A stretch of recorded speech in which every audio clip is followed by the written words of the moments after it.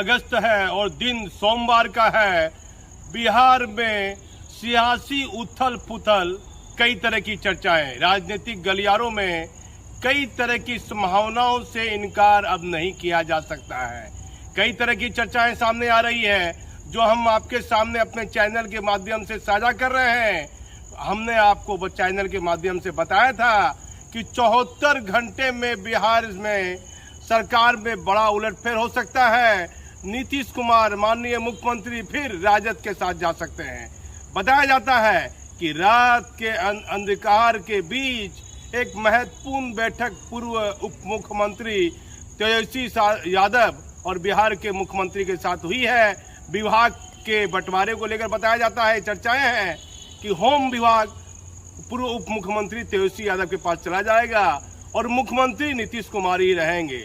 लेकिन केंद्र में बैठे बीजेपी के बड़े नेताओं की नींद हराम है कि भाई देश में तो बीजेपी का शासन है, ये बिहार में ऐसा हो गया तो देश के प्रधानमंत्री का कद क्या होगा। कहीं न कहीं बीजेपी की चारों तरफ बदनामी शुरू हो जाएगी कि भाई केंद्र में बीजेपी की सरकार है, महाराष्ट्र में क्या क्या कमाल बीजेपी ने किया, तो बिहार में बीजेपी फेल क्यों हो रही है।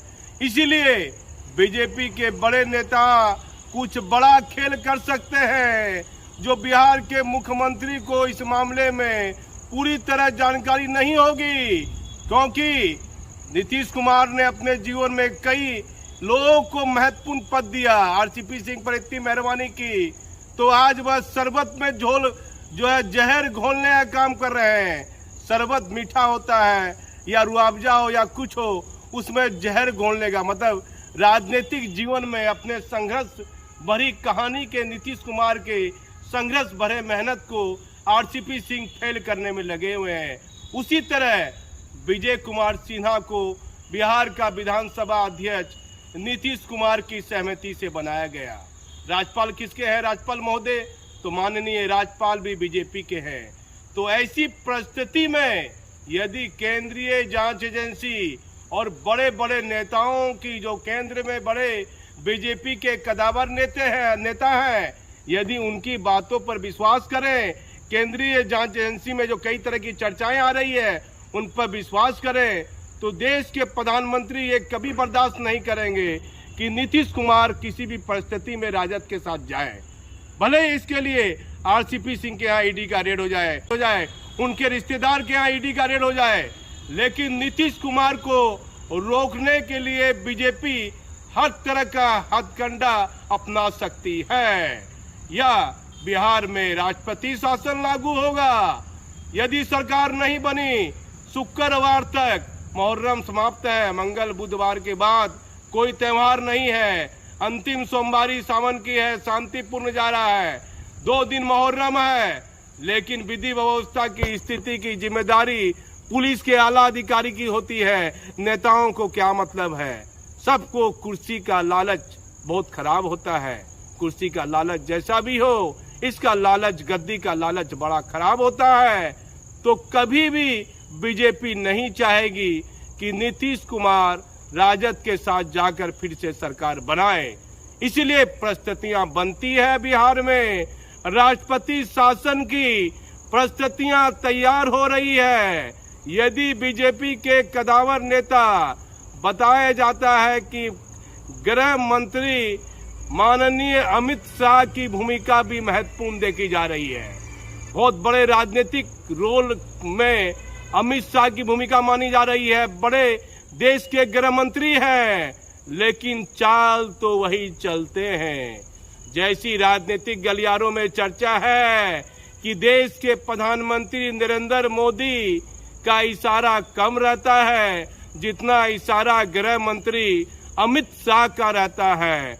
अमित शाह का हर पासा उनके राजनीतिक जीवन में बेहतर गया है, बेहतर रिजल्ट निकला है।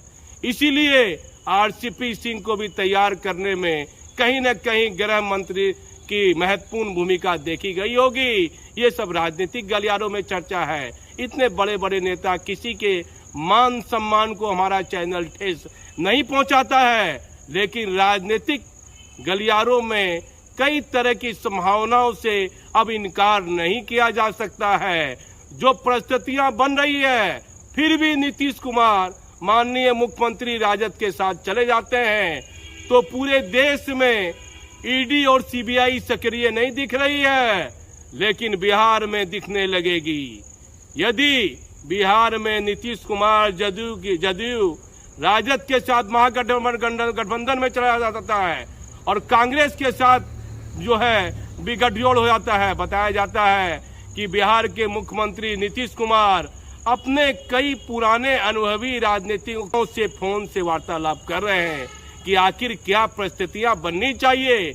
तो यदि माननीय मुख्यमंत्री राजद के साथ चले जाते हैं और तेजस्वी यादव को होम डिपार्टमेंट दे देते हैं, तो पूरे देश में अभी ईडी विभाग सक्रिय नहीं है, सीबीआई सक्रिय नहीं है, लेकिन राजनीतिक गलियारों में चर्चा है ये दोनों जांच एजेंसी बिहार में बड़े पैमाने पर सक्रिय दिख सकती है। यहां तक कि सृजन घोटाले में भी 2 आईएएस अधिकारी की गिरफ्तारी हो सकती है, जिससे बिहार के मुख्यमंत्री नीतीश कुमार की मुश्किलें बढ़ सकती है।